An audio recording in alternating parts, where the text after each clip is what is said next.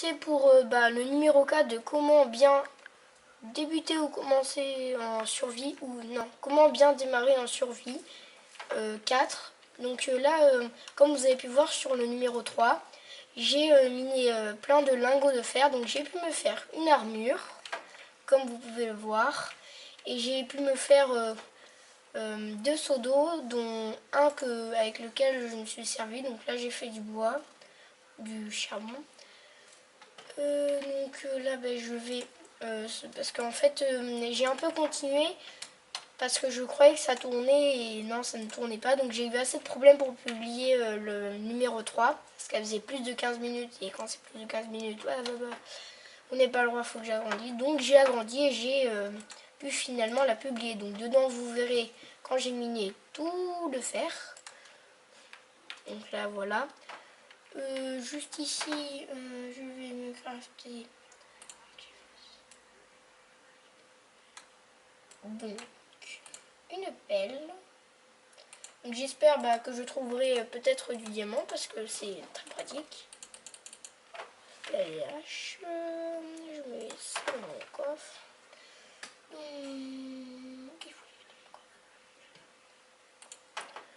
Donc voilà, donc là on va partir. Attendez 2 petites secondes. C'est prévu. Tac. Ah non, mais je suis bête.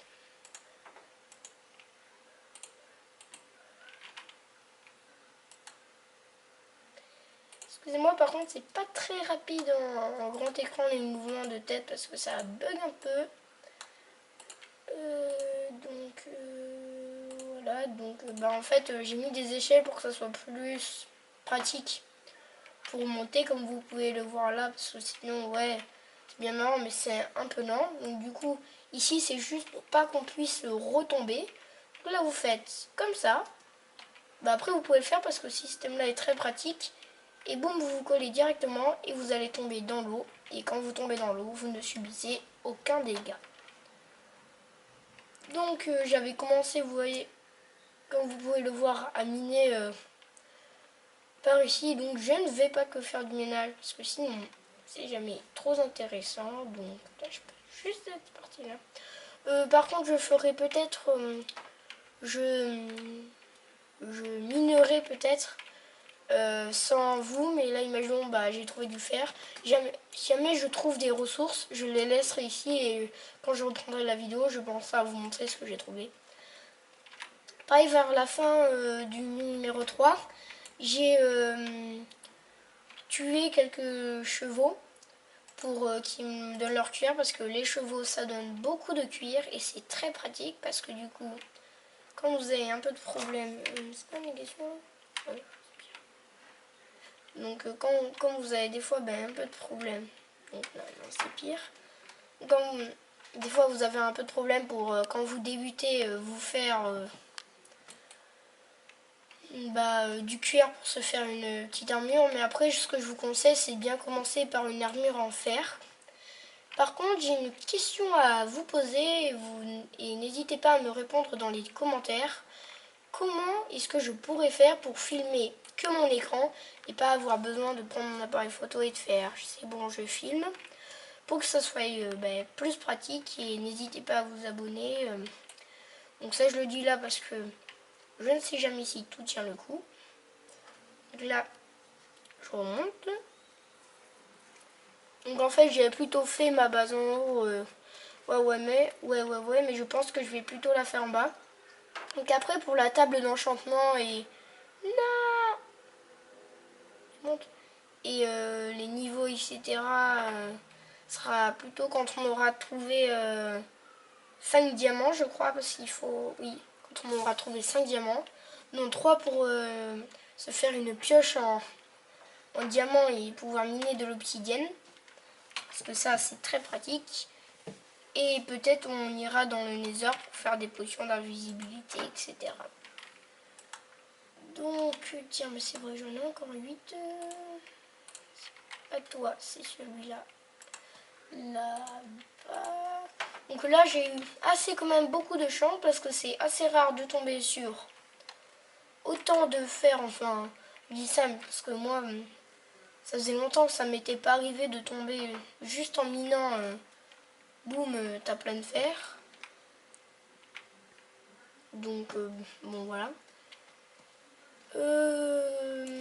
Là, ça va être la fin pour le mode survie. Je voulais juste en même temps vous montrer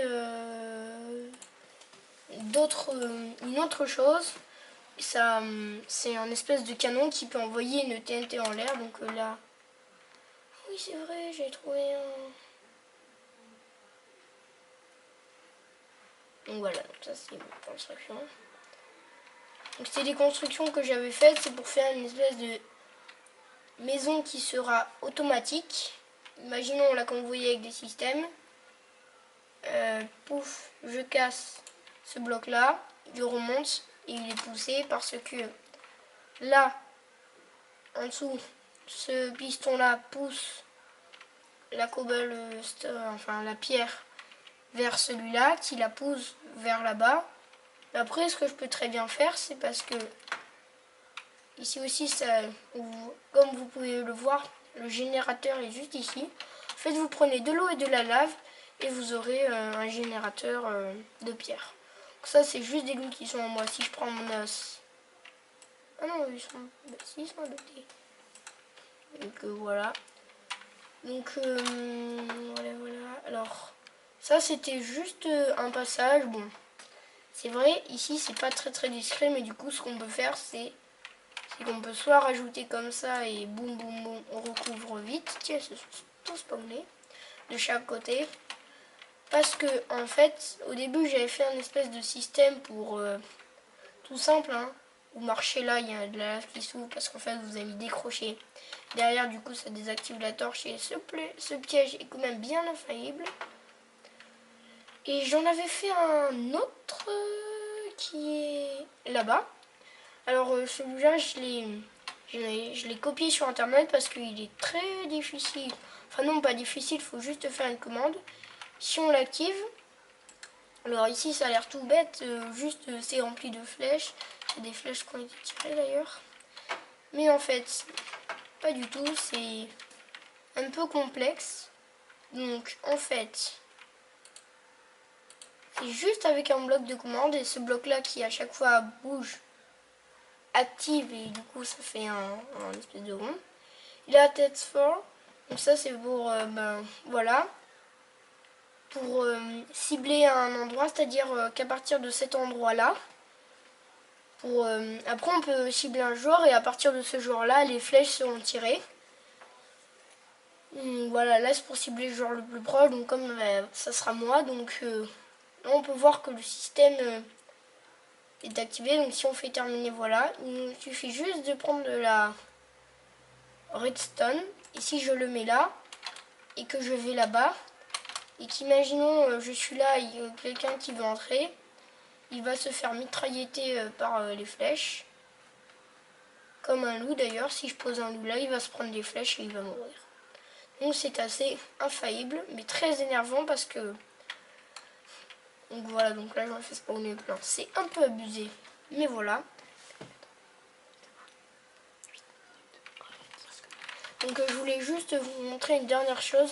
Alors j'aurai pas le temps de le finir parce que c'est un peu compliqué, mais c'est juste dans un coin. Imaginons si jamais vous êtes en combat, casse-toi le loup, que vous êtes en combat et qu'imaginons ici il y a un couloir. Mais en fait, à côté,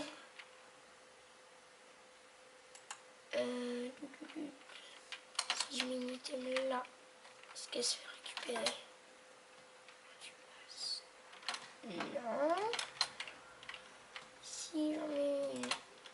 Donc là c'est juste pour tester parce que je l'avais regardé sur une vidéo. Je l'avais regardé sur une vidéo bon, et c'était assez infaillible comme piège. C'est que dès que vous passez là, et bah ici il y avait une plaque de pression juste là. Et que du coup, comme il y avait un dispenser en haut, dès que vous récupériez l'item, bah, ça faisait un gros trou comme le système que je vous avais montré qui était donc ce système là. Je vais peut-être l'arrêter parce que il faut que je garde des flèches quand même.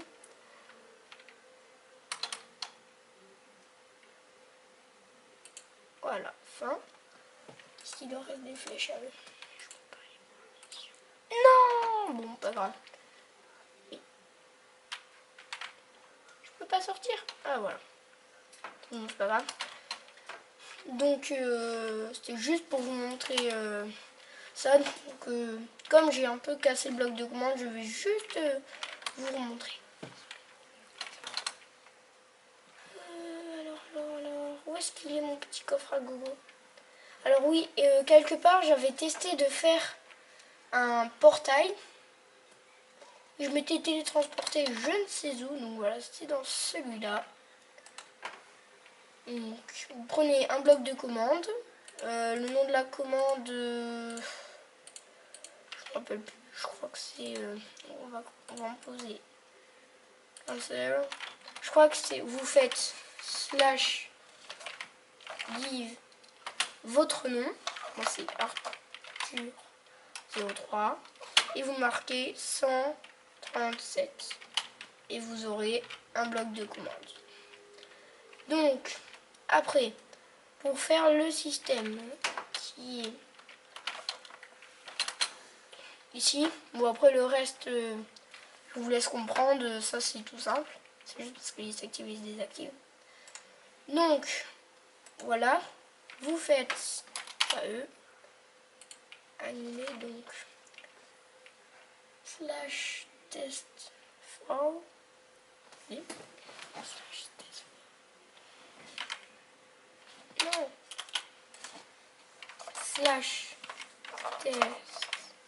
test for, ok, donc là ça a juste activé et ça va rien faire comme signal. Donc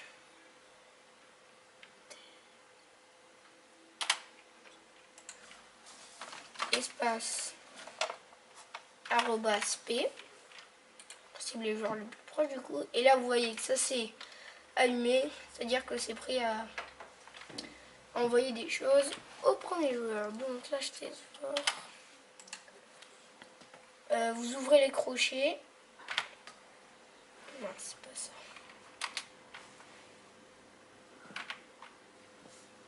X, vous marquez X égale.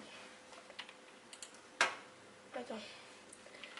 Excusez-moi à chaque fois que je vérifie parce que je l'ai pas en tête, donc je vais le noter sur un papier. Donc, X égale 1, 2, 5, 1, virgule.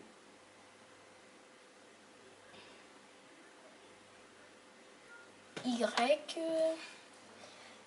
égale 5, virgule Z égale moins 100. Donc ça c'était juste mes coordonnées à moi je crois. Et virgule R égale 100.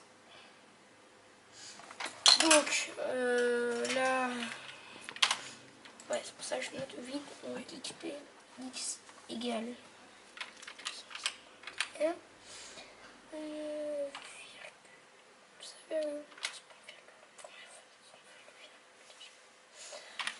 Virgule, tu prendras après. Égale Y égale 5, virgule Z égale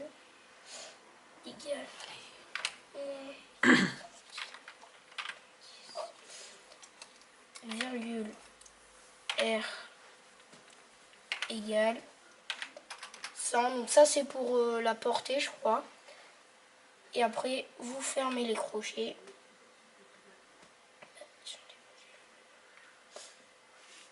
Voilà.